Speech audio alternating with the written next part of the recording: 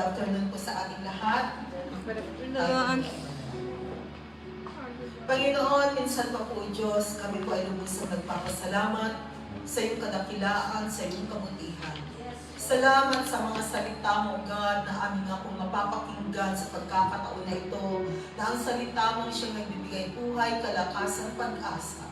Kaya dalangin ko, O God, patuloy na mag-usap ka sa bawat puso. Banal na Espiritu, salamat din po sa inyong presensya sa pangalan ni Jesus. Amen. Makakapuna po tayong lahat sa presensya po ng Panginoon. Maging ang ating mga online viewers, isa pong mapagpalang hapon sa bawat isa. So this afternoon, ang ating pong pag-aaralan, it is about the testimony of Joseph. So dito po, makikita po natin na meron siyang testimony na maaaring some of us also, no, ay may kanya-kanyang testimony na nangyayari sa kanyang buhay. So, in Genesis 45 verses 1 to 8, yan po yung text po natin sa hapon na ito. At sino po yung nakakakilala kay Joseph in the Bible, Hindi mo baka may kapitbahay kang Joseph, sinasabi mo, oh, may kilala ako yung kapitbahay ko.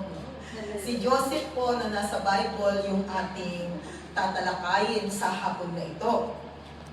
At alam po natin na ang background po ni Joseph, siya ay isa sa 12 anak ni sinong tatay?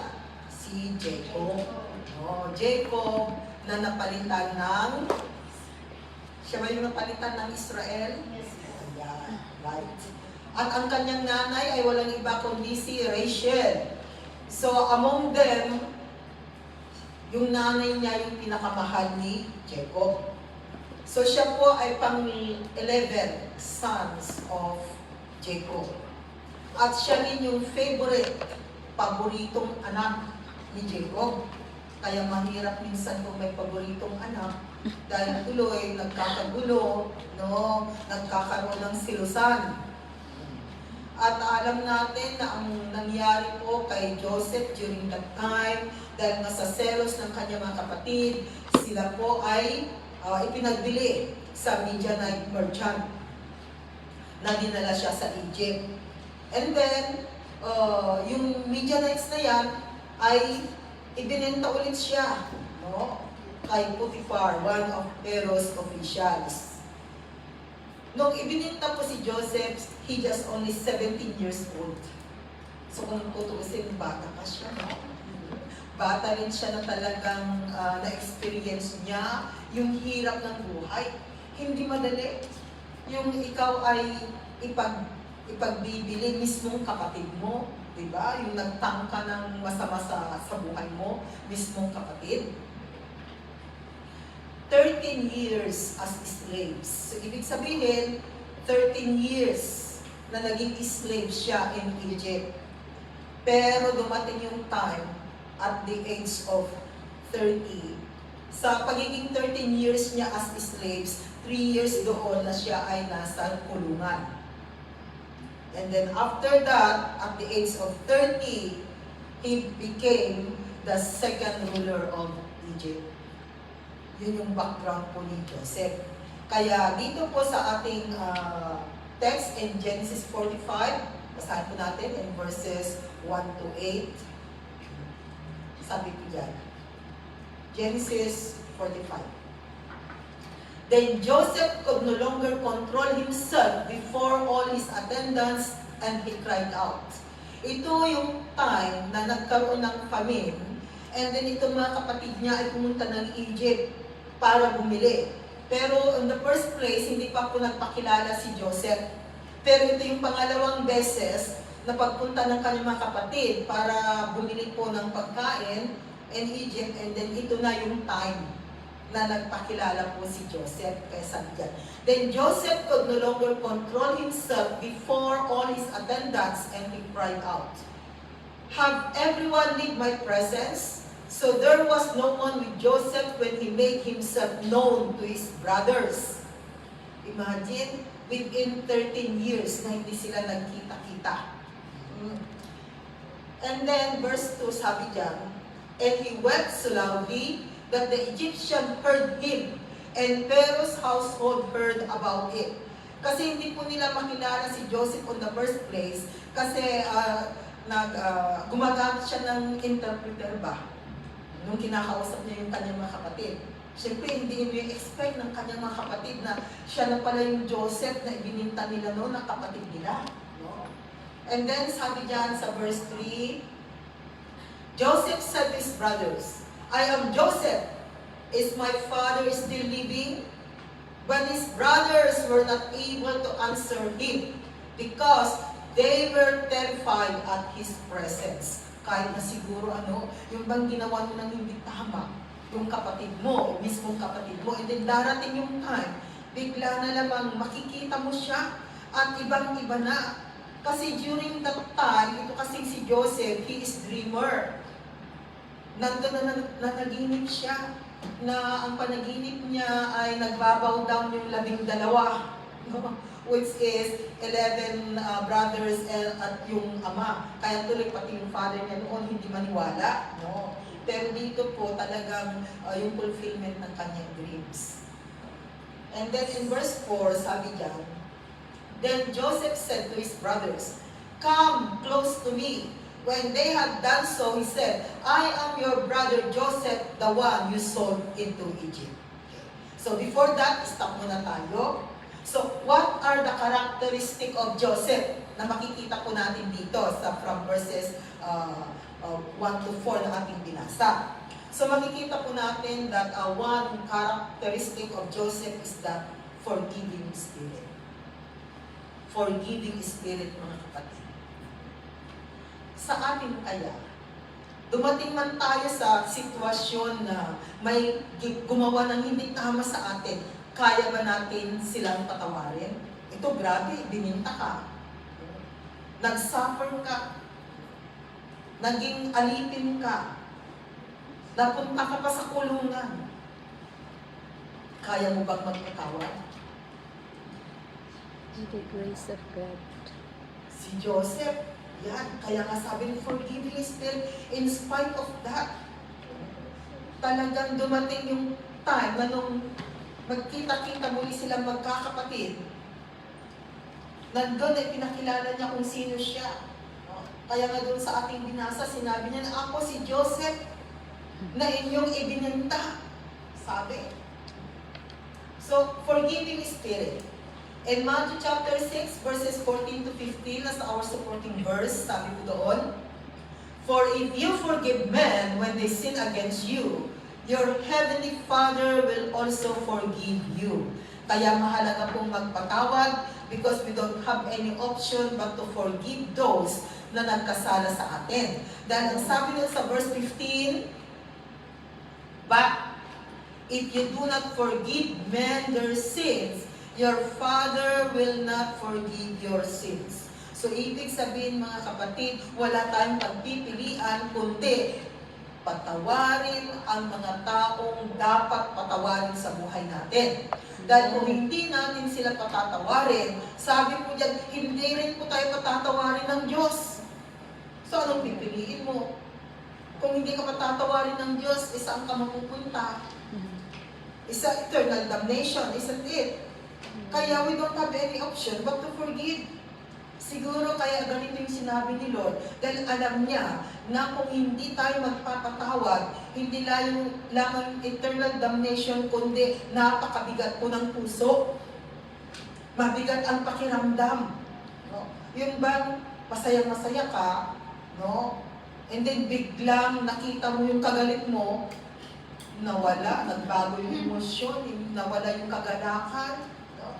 So, alam ni Lord, kaya sabi niya dyan, kinakailangang magpatawad. Kaya sabi ni Lord, sa bawat isa sa atin, pipiliin po natin magpatawad. Kasi kung hindi tayo nagpapatawad, hindi rin tayo patatawarin ng Diyos. Kaya kung nasaktan ka man at merong gumawa ng hindi tama, actually, marami pong darating sa buhay natin. Habang tayo ay nabubuhay sa mundo dito, hindi lamang po yung mga taong may ginawan tayong hindi tama, may mga tao pang darating sa buhay natin. Mga taong makikilala natin na magbibigay sa atin ng sama ng loob. Pero isipin natin na kinakailangan patawarin. Normal na tayo ay makaramdam ng sama ng loob, pero abnormal na po kung hindi tayo marunong magpatawad. Kaya kung hindi ka nakakapagpatawad, pasensya, ikaw ay abnormal. Kaya sabihin mo yan sa katabi mo, huwag kang maging abnormal. Normal ang nasaktan, pero abnormal ang hindi magpatawad, mga kapatid. Ephesians 4 verse 32. Okay. Sabi niya ulit yan sa Ephesians 4 verse 32. Be kind and compassionate to one another. At ito po yung bagay sa atin. Maging mabait at maging maawain sa bawat isa. Forgiving each other, just as in Christ God forgave you. Kaya sabihin mo dyan sa katabi mo, kahit na ginagawan mo ako ng hindi tama, I forgive you. Sige, unahan mo na. Kasi makasaktan ka niya, mamaya ay at least nasabi mo na you already forgiven her. Diba? Yan. Kaya mga kapatid, ito na po yung bagay sa atin, maging mabait. Be kind and compassionate to one another. Yan na po.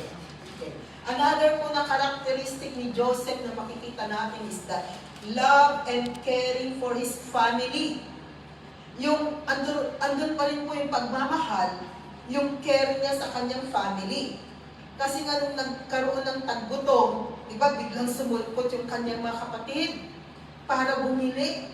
At hindi nila ini-expect na si Joseph pala ay mataas na ang katungkulan in Egypt during that time. So, nandun pa rin po na talagang ipinamalas ni Joseph yung kanyang pagmamahal and care for his family. Kasi kung hindi niya mahal yung family niya, hindi niya bibigyan ng pagkain, isn't it? Yung first pa lang, napunta nila, ay baka sabihin na niya na ikukulong na lang niya silang lahat at ibibigyan ng pagkain, pero hindi eh.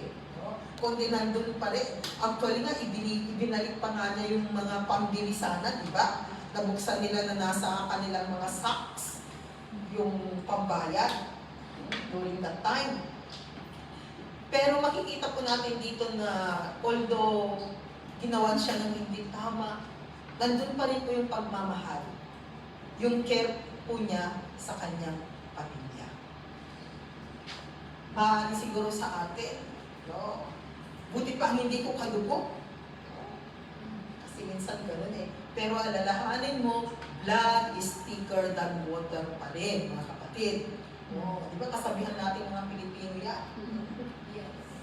Blood is thicker than water. Kahit na napakasama pagkadugo mo, at the end, nandun pa rin talaga yung awa, yung pagmamahal, di ba? So, sabi doon sa 1 Corinthians 13, verses 4 to 8, ito po yung description po ng pagmamahal. Love is patient, maawain, mapagpasensya ang pagmamahal. Love is kind, mabait. Tingnan mo yung katabi mo, mabait ba siya? Pag mabait siya, ako talagang meron nila. Kasi ang tao may pagmamahal ay mabait. Love is kind. It does not envy. Hindi siya naiinggit. It does not boast. Hindi siya nagmamayabang. It is not proud. O, mayabang pa rin. And then verse 5, it is not rude. Kaya kung manalita, may asukal. Kaya tingnan mo, yung pananalita natin, lagyan natin ng asukal, hindi yung padabog. It is not self-seeking. Hindi po yung sariling kagustuhan. It is not easily angered. Huwag maging high blood. Amen. Kunting bagay lamang pag hindi mo na gusto yung pinapakinggan mo, naku, high blood na. Kalmado lamang po. It is not easily angered. It keeps no record of wrongs. So huwag po tayong magbibilang ng kasalanan ng ating kapwa. Amen. Kung nagkasala siya, pinatawad mo na. Pag nagkasala ulit, patawarin mo, pinatawad mo na. Hindi yung pinatawad na kita nung una, ginawa mo na naman. Kasi minsan mahintay magbilang, di ba? So, it keeps no record of wrongs. Verse 6, sabi doon, love does not delight in evil, but rejoices with the truth. Kung masama ang nangyayari sa kapwa, huwag tayong maging masaya. Huwag sana yung ang hirap-hirap na nga ng kanyang sitwasyon, sasabihin pa natin sa Ilocano ko magunggunam. That's no longer our word, mga kapatid. No. Huwag na po sanang lumalabas sa bunganga natin yung word na gunggunam in Ilocano. Sa Tagalog ay, ano sa Tagalog? Buti nga sa'yo. Dapat lang sa'yo. Buti nga sa'yo. Mga salita pala yun naman, hindi ba? Yung bang lalo lang nating sinasaksak or sinusugatan ang ating kapwa. Kaya mga kapatid, tingnan po natin. Kaya kung mayroong nangyayari sa kanila na hindi maganda, nandun po sana na be a comforter to them. Amen. So, yan po. Love does not delight in evil but rejoices with the truth. Ano pa po? It always protects. Ano yung protection? Always trust, pagtitiwala. Always hopes, umaasa. Always perseveres. Mapagpasensya pa rin, perseverance. And verse 8, sabi doon, love never fails. But where there are promises, they will cease. Where there are tongues, they will be still. Okay. So, love never fails. So, dito makikita po natin na ang bagay na po sa atin ngayon ay love. No. Pagmamahal. So, sana po makitaan po tayo ng pagmamahal, mga kapatid. Mas magandang ang puso ay punuin ng pagmamahal. Amen. So, I believe that Joseph, no, meron siyang pagmamahal. Kasi kung wala pong pagmamahal na nakatago sa kanyang puso o nagahari sa kanyang puso, hindi po niya basta-basta mapapatawad yung kanyang mga kapatid at gagawa ng mabuti. Kasi ginawa niya ng mabuti, binigyan niya ng kanilang mga pagkain. No?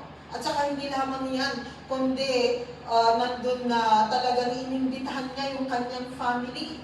No, na tumira in Egypt, kaya talagang makikita po natin yung kanyang pagmamahal. Okay. Number 3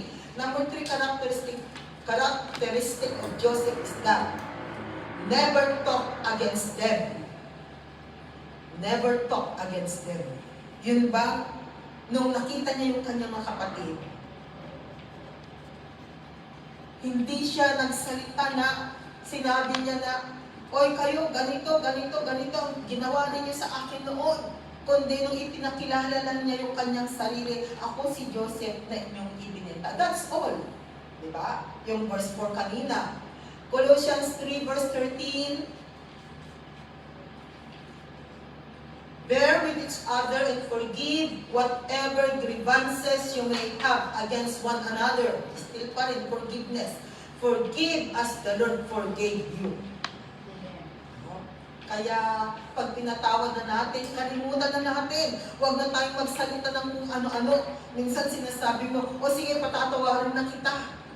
And then, mamaya, ikaw kasi kung hindi mo ginawa sa akin yun, ibabalik-balik mo, sinabi mo na nga ang pinatawad mo. Isn't it?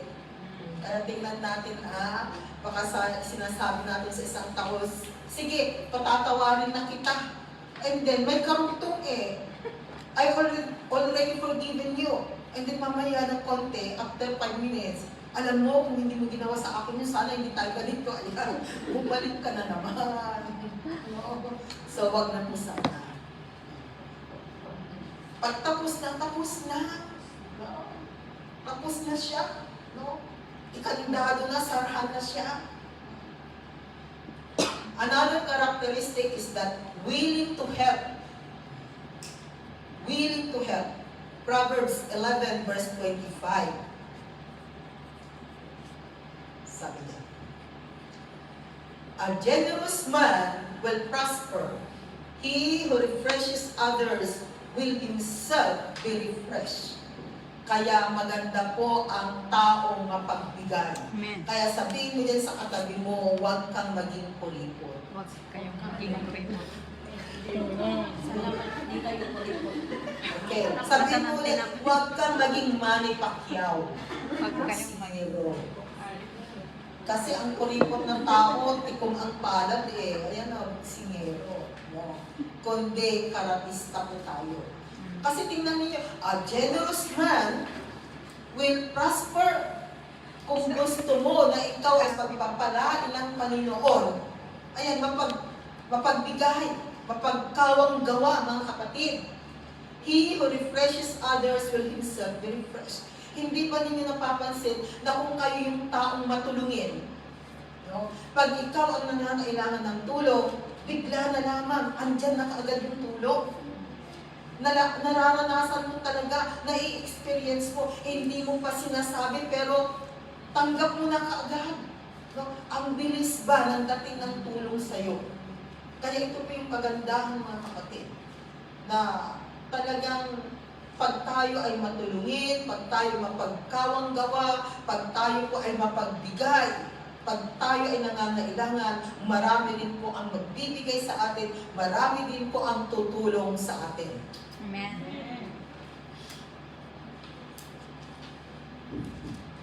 Okay, another question is that, why God allowed Joseph to be sold? Bakit inalaw ng Panginoon na ipagbili si Joseph? Go back to verses 5 and 6. Doon sa ating text. Sabi dyan.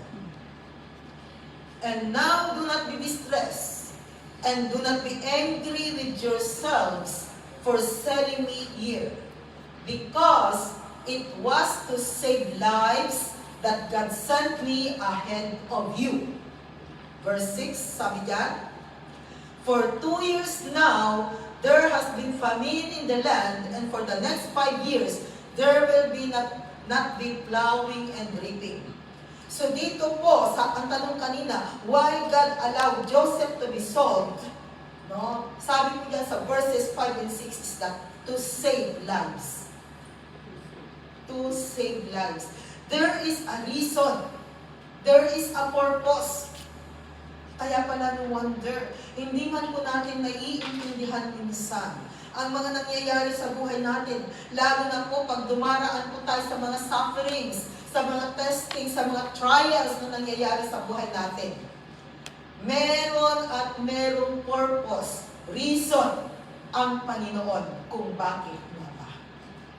Because in the life of Joseph, may rason, may purpose ang Panginoon to save lives. Nangyari yun. Para sa ganon ay maligtas, makapagligtas ng buhay. Maligtas po yung buhay po ng mga Israelites. Kaya sabi doon sa Isaiah 33 verse 22 as our supporting verse, Isaiah 33 verse 22, sabi diyan, for the Lord is our judge, the Lord is our lawgiver, the Lord is our king, it is He who will save us.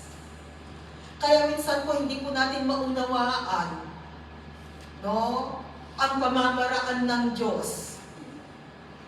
No, hindi natin maintindihan yung kanyang pamamaraan. Kaya sabi ng Panginoon, my thoughts are higher than your thoughts, and my ways are higher than your ways. Meron pong pamamaraan ang Panginoon na minsan ang hirap nating unawain. Hindi natin maintindihan. Parang sinasabi natin, parang hindi naman Panginoon na dapat ganyan. No? Pero yun pala yung the best na gagawin ng Panginoon. Tingnan po ninyo, the best ba na ibenta si Joseph kung ating titingnan? Parang hindi natin maunawaan, bakit hinayaan ni Lord na ganun ang mangyari kay Joseph. Nanaginip pa naman siya, asan na yung kanyang panaginip noon, paano yung matutupad? No? Pero along the way, kumikilos ang Panginoon. In the sufferings of Joseph sa kanyang buhay na nangyayari, kumikilos ang Panginoon dahil gumagawa po ng testimony sa buhay ni Joseph ang Diyos. Even in our life, mga kapatid. There are times na nangyayari po sa buhay natin, hindi natin maunawaan. Bakit kaya ang dami natin, why Lord, why Lord? Minsan pa, bakit ako Lord, bakit ako, sana siya na lang. Ikaw nga no? Sa iyo nga ibinigay. No? Kasi there are times na ang nangyayari sa buhay natin, ang hirap tanggapin. Lord, parang hindi ko deserve ito. Isang bit. Yeah. Sinasabi natin, kami hindi nga natin maintindihan. No? Pero yun pala ang the best para sa atin. Kaya, in the situation of Joseph, yun yung alam ni Lord. Pamamaraan niya, inihanda na ng Panginoon na si Joseph is going to encounter sufferings. Hindi madaling maging alipin. Madali ba maging katulong? Hello? Madali ba maging katulong? Di ba kahit na mabait ang amo, mahirap? Lalo na pag maraming trabaho. Yun ba gusto mong magpahinga, pero hindi ka makakapagpahinga? Kahit na mabait si amo. No? Kahit na may sakit ka. No? Gusto mong mahiga, pero nahihiya ka kasi lalo na pag andyan si amo. Hindi natin basta-basta magagawa pag ikaw ay nasa sarili mong bahay. Isn't it? Amen. So, mahirap na nga ang maging katulong. How much mo kung maging alipin ka? Mas mababa ang alipin kaysa sa katulong. Isn't it? Di ba katulong ang tawag sa atin, helper. Hindi slave. Alipin is slave. So, mas mababa ang rangko ng alipin. Kasi yung alipin talaga, wala ka ng karapatan. Kung ano ang sasabihin ng master, sinusunod mo. Eh tayong katulong, sinusunod natin pag yung trabaho, di ba? Pero with regards to our family, no? Hindi na natin sinusunod pag sinabi ni amo, oy, hiwalayan mo na sila kay mo. Bakit kung hiwalayan? Huwag mong padadalhan ng pera ang anak mo. Bakit hindi ko padadalhan? Di ba? Kaya walang among nagsasabi noon. Kasi meron silang limit, may boundary. Pero pag alipin, walang boundary. Talagang alipin ka sa lahat ng aspetos ng buhay mo. Wala ka ng karapatan. Tinanggalan ka ng karapatan. So that is the life of Joseph na na-experience niya within 13 years, mga kapatid. Di ba? Ang hirap intindihin. Parang hindi deserve ni Joseph. Pero yun ang sitwasyon na nangyari, mga kapatid. In verse 7, sige, balik natin in verse 7.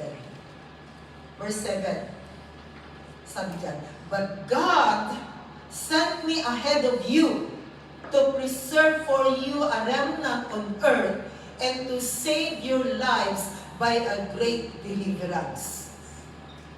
So, number 2 natin why God allowed Joseph to be sold is that to preserve the covenant people. To preserve the covenant people. Remember na ang mga Israelites, sila po ang chosen people ng Panginoon. Alam ng Panginoon ang mangyayari sa hinaharap. So, ibig sabihin talagang inihanda niya in the life of Joseph na siya ang gagamitin para sa ganun po ay maligtas ang mga Israelites. To preserve the covenant people. Psalm 105 verses 8 to 11. Sabi diyan, He remembers His covenant forever. Kasi may covenant ang Panginoon sa mga Israelites. Kaya tingnan po ninyo sa salita ng Panginoon na kahit na magkasala ang mga Israelites, no, nandun na dadalhin sila sa ibang lugar, there are sufferings. Pag nagsisi na naman, nandiyan na naman po yung kamay ng Panginoon, yung tulong ng Panginoon. At talagang hindi niya pababayaan po. Kasi nga, there is a covenant. Kaya sabi niya, He remembers His covenant forever. The word He commanded for 1,000 generations. Next verse, please. The covenant He made with Abraham. The oath He swore to Isaac. Covenant, He confirmed it to Jacob as a decree. Diba? From Abraham, Israel, and Jacob. And Jacob was changed to Israel. Napalitan ang pangalang Jacob to Israel. At ang Israel na yan na ang bansang Israel right now. Kaya kahit na maliit na bansang pinagpala. Kaya kung hindi lang war ang Israel, maganda pong mag-tour sa Israel. Anyway, tayo mga Filipinos, you are free visa. Libre po ang visa ng mga Filipinos going to Israel. Kailan? No? Kung gusto ninyong mag-tour sa ibang bansa, unahin ang Israel. Kasi alam po ninyo, pag alam mo kasi ang Biblia, ang history of the Bible, at naapakan mo ang lugar na yun, para bang ini-imagine mo rin yung kwento sa Biblia, you can compare it na maganda po, iba yung feelings mga kapatid. Kaya maganda po na kung hindi war doon, magkaroon ng, kung darating pa yung time, maganda pong mamasyal sa Israel. And then, sabi dyan, meron pa ba yan? Verse 11, to you I will give the land of Canaan as the portion you will inherit. Itong Kanaan na ito actually, ito yung old names of Palestine. Kaya still pa rin na war ngayon ng Israel at Palestine. Kasi Kanaan yan na lupain. Pero ibinigay ng Panginoon, kaya ang usapin po ngayon, sabi ng mga Israelites, God given this land to us. At ang kakampi nila ay ang mga Kristiyano because we know the history. We know the history in the story what happened to the Israelites people. Pero yung hindi naniniwala sa Diyos at hindi alam ang Biblia, sabi nila, talagang ang mga Palestine ang may-ari ng lupa yun. Kaya until now, awayan sa lupa. Because of that. No? Pero ang pangako ng Panginoon to you, I will give the land of Canaan as the portion you will inherit. And that is the covenant of God to them. Siyempre, hindi hayaan ng Panginoon. Nung nagkaroon ng tagbutom at hindi si Joseph, kaya nga si Joseph ay ginawang, imagine yung pagiging, it's a miracle, di ba? Kung iisipin ninyo, yung bang nandun ka sa bilangguan, sa isang iglap lamang, naging pangalawang pinakamataas ka na in that place. Diba pinagod yun? It's a miracle. No? Makikita mo talaga na ang Panginoon ang kumilos. Kasi hindi basta-basta. Hindi basta-basta na ikaw ay isang alipin, bigla na lamang na itaas ka sa posisyon. Kung tutuusin, ano lang po yung nagamit, the wisdom that comes from the Lord. Kasi na-interpret niya yung dreams ng Pero. Because of that, so I believe it's also God who touched the heart of Pero. Talagang inihanda ng Panginoon. Talagang yung kwento ay tapos na, mangyayari na talaga yun. So sa madaling salita mga kapatid, no, to preserve the covenant people. 1 Peter chapter 4, verses 12 to 13, sabi ulit yan. Dear friends, do not be surprised at the painful trial you are suffering. Kaya kung meron mang nakaka-encounter sa atin dito ng talagang nahihirapan, no, nasusugatan ang puso, no, mabigat ang puso, umiiyak, sabi niya, as though something strange were happening to you. Verse 13, but rejoice that you participate in the sufferings of Christ, so that you may be overjoyed when His glory is revealed. Amen. Kaya salamat dahil may Diyos sa buhay natin. Kaya kahit na anuman po yung pinagdadaanan natin, anuman yung ating testing trials, we can overcome dahil kakampi natin ang Diyos. Amen. Okay, another question. How does suffering turns into blessing? Yun, magandang tanong, di ba? How does suffering turns into blessings? Ang sagot, verse 8, doon sa ating text.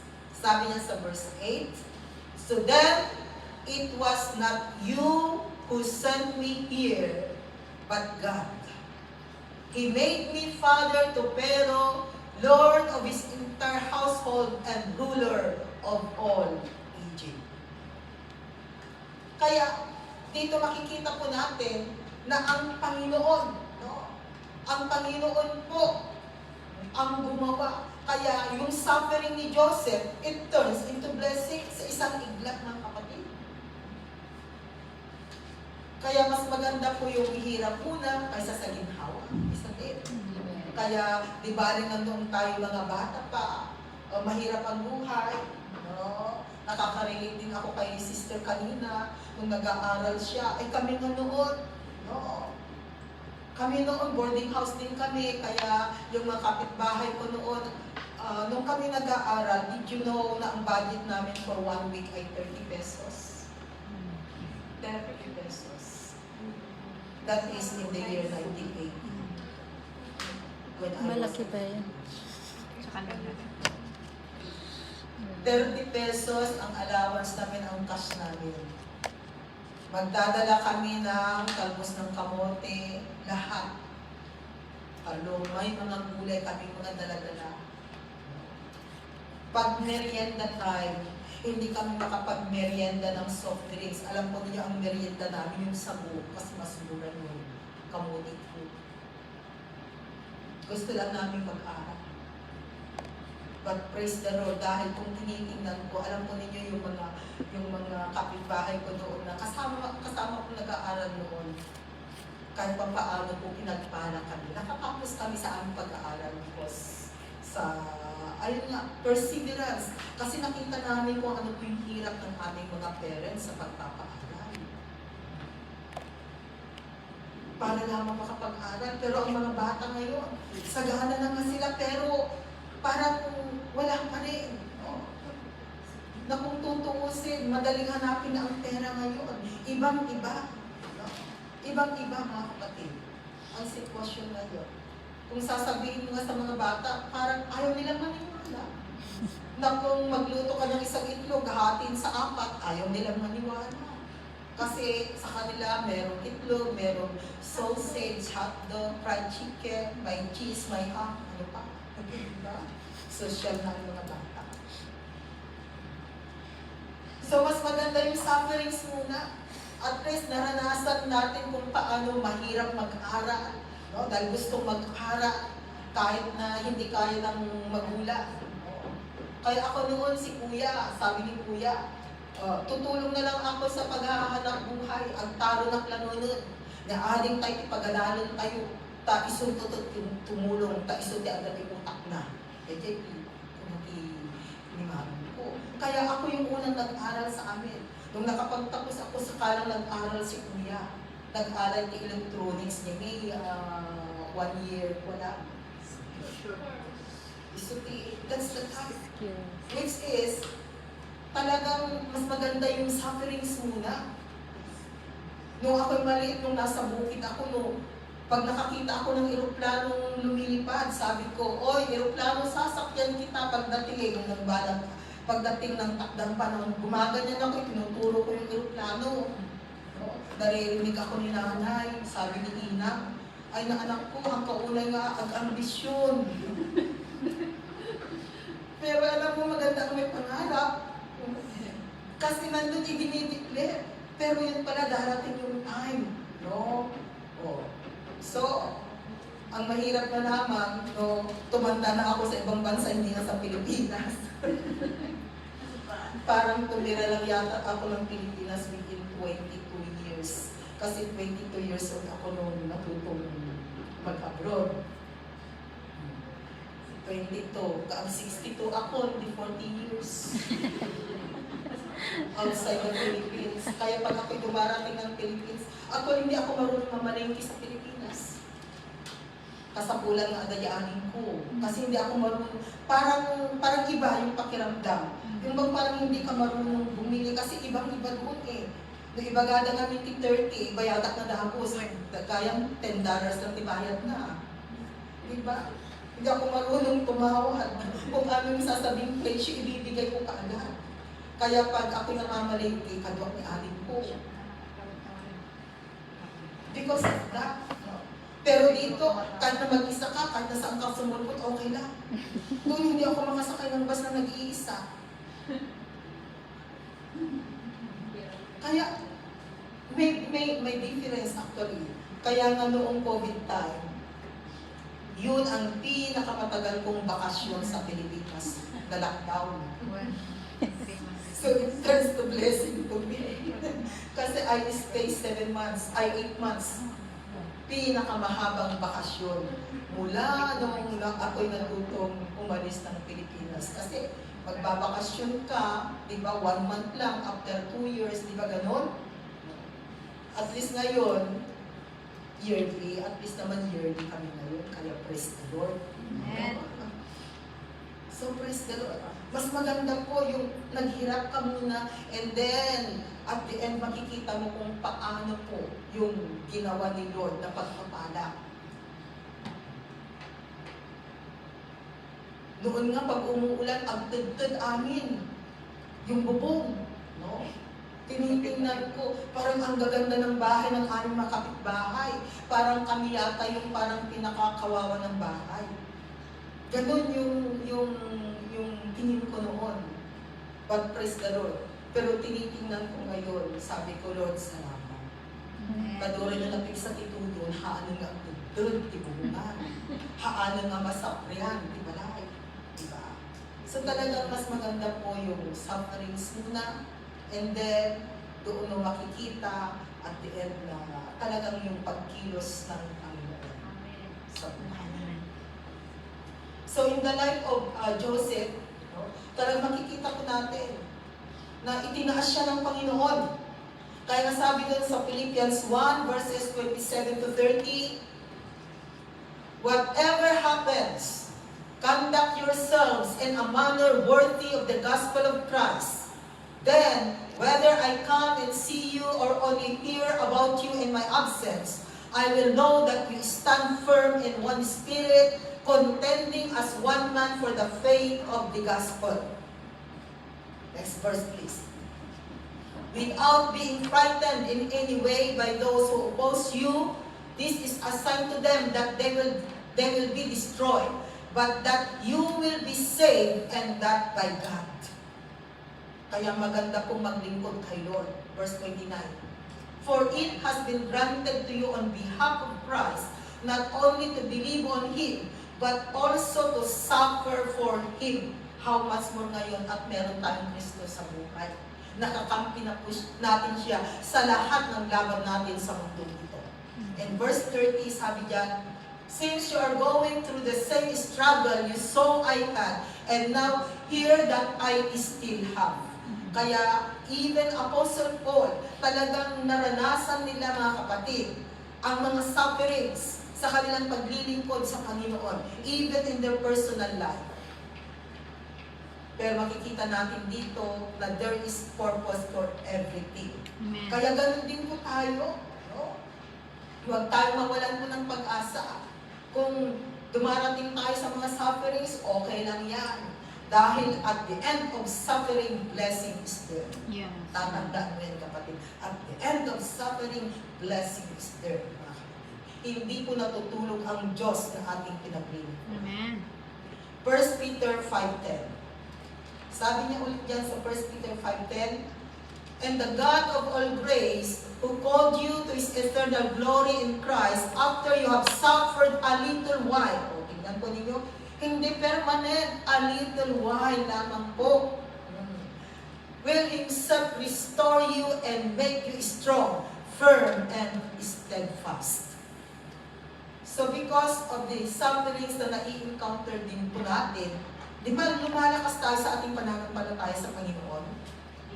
Nagiging matatag tayo, nagiging matibay tayo. Kaya kung merong darating parang, okay lang, kaya lang yan. Kasi sanay ka na sumusuong sa bagyo eh. Alam mo na, no? Lalo na ngayon mga kapatid at kasama natin ang Panginoon. Kaya okay lang yan. Kaya ang suffering natin, lahat ng suffering, it turns into blessing. After your suffering, mga kapatid, blessing will come along the way. Amen. And another question is that, who are those whom God will use? So sino ngayon ang mga pwedeng gamitin ng Panginoon? Remember, ginamit ni Lord si Joseph. At nakita natin kung paano po yung ginawa ng Panginoon sa buhay po ni Joseph. So, who are those whom God will use? Number one is that God is looking for more Joseph. Ang Diyos ay naghahanap ng more Joseph. Who are those Joseph? Those righteous men. Righteous men. At ang righteousness po natin ay through our Lord Jesus Christ. Psalm 112 verse 6.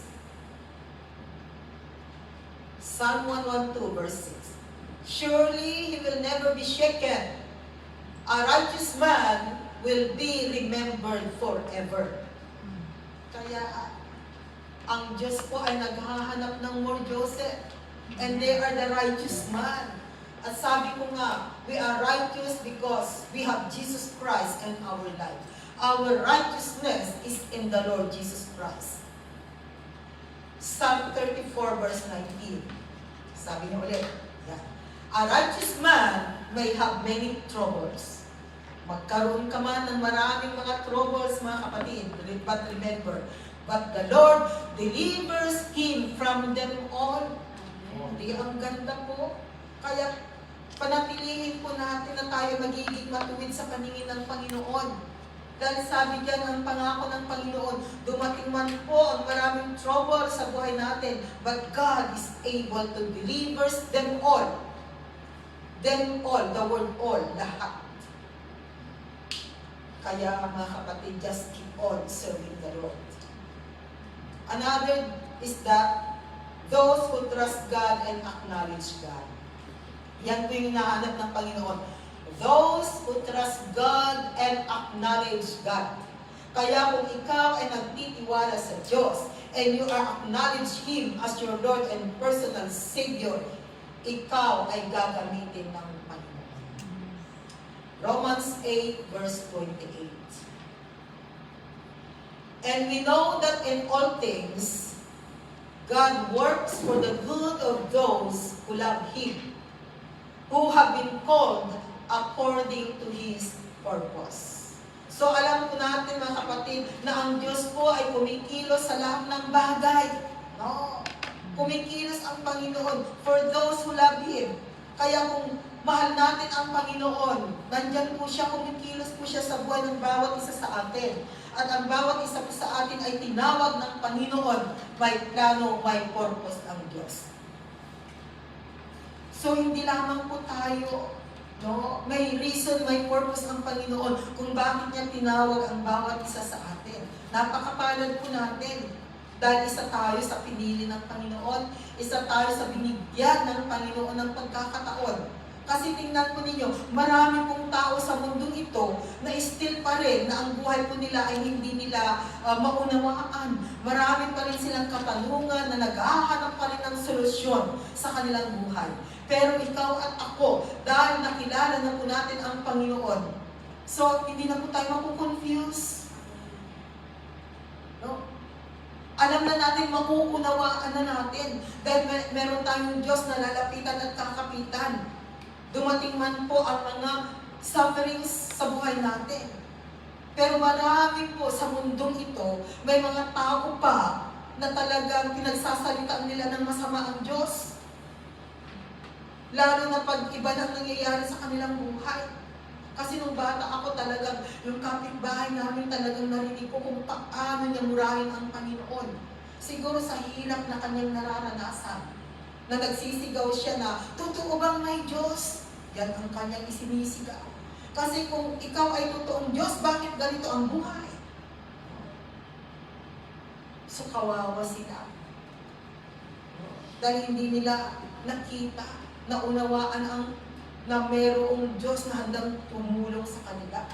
Well, in fact, for us mga kapatid, nabigyan ko tayo ng pagkakataon. Kaya wag po nating sayangin ang pagkakataon na ibinigay ng Panginoon. May plano at may purpose ang Panginoon kung bakit tinawag niya ang bawat isa. Proverbs chapter 3 verses 5 to 7. Sabi na ulit. Trust in the Lord with all your heart and lean not on your own understanding. So tiwala lamang po sa Panginoon huwag tayong manangan sa sarili po nating karunungan o pangunawa, mga kapatid. Next verse. And all your ways acknowledge Him, and He will make your paths straight. Kaya dapat partner natin sa lahat ng aspetos ng buhay natin ang Panginoon. And verse 7, sabi niyo ulit, do not be wise in your own eyes, fear the Lord and shun evil. Kaya, huwag tayo maging matalino sa sarili po nating mga mata, magkaroon po tayo ng takot sa Panginoon at layuan ang kasamaan. Kasi kung titingnan po natin the testimony of Joseph, kahit na gano'n yung kanyang sitwasyon, I believe na he is still naniniwala sa Panginoon, umaasa siya na ang dreams niya ay mangyayari pa rin. In spite na naranasan po niya ang sufferings na na-encounter po niya. At nakita natin kanina, sabi natin, what are the characteristics of Joseph? Forgiving spirit, love and caring for his family, never talk against them, willing to help. So why God allowed Joseph to be sold? To To save save lives, lives and to preserve the covenant people. How does suffering turns into blessing? Sabi doon sa verse 8 na siya ay itinaas ng Panginoon. So makita po natin that Joseph becomes the second ruler to Pharaoh of all Egypt. Kaya makikita natin dito, mga kapatid, that after sufferings, blessing is there. Amen. And who are those whom God will be used? God is looking for more Joseph. No. Joseph means the righteous man. And those who trust God and acknowledge Him. Amen. And our conclusion, dito po tayo magtatapos, Romans chapter 8, verses 17 to 18. Okay, sabi ko dyan, now if we are children, then we are heirs of God, tagapagmana and co-heirs with Christ.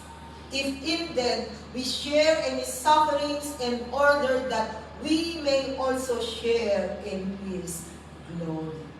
And next verse, sabi doon sa verse 18, I consider that our present suffering are not worth comparing with the glory that will be revealed in us.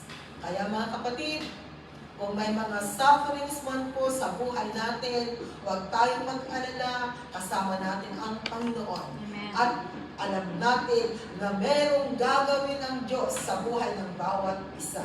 Dahil ang Diyos po ay gumagawa po siya ng testimony sa buhay po ng bawat isa sa atin. Para sa ganon, sa susunod na day of natin, pag sabing testimony portion, ay meron tayong i-testify how God is good in our life. Kaya pag testimony portion, dapat tumatayo tayo. Yun ang sabihin natin na, Lord, nagpapasalamat ako dahil nagising ako kanina umaga. Salamat sa bagong buhay, bagong kalakasan. That's already our testimony. Amen. Nagamitan natin na kumilos ang Panginoon sa buhay ng bawat isa. Amen? Amen. So, hindi lamang po si Joseph ang merong testimony, but even it's one of us, gumagawa pa rin po tayo ng testimony natin sa buhay. Kaya ang testimony, hindi lang minsan, 2 beses tayo nag-testify.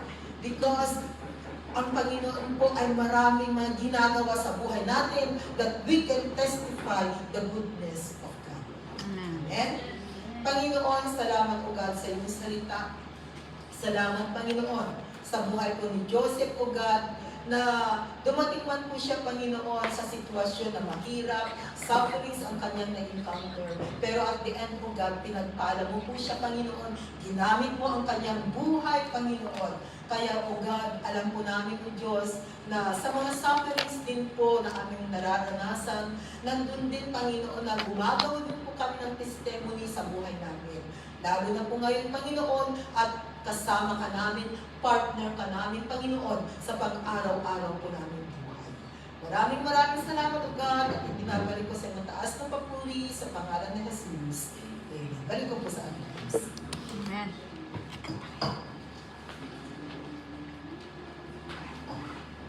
Thank you po, Pastora, sa napakagandang